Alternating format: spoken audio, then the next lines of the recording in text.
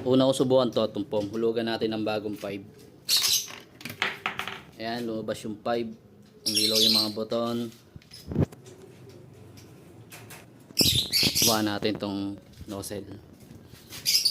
Pindutin natin itong foam.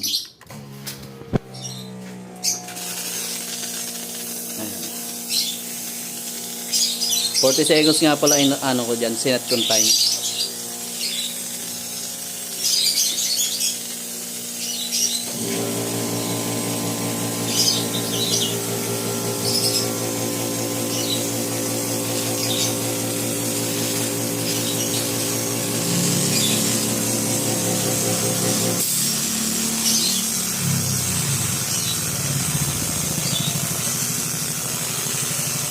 Napakaganda ng foaming niya, no?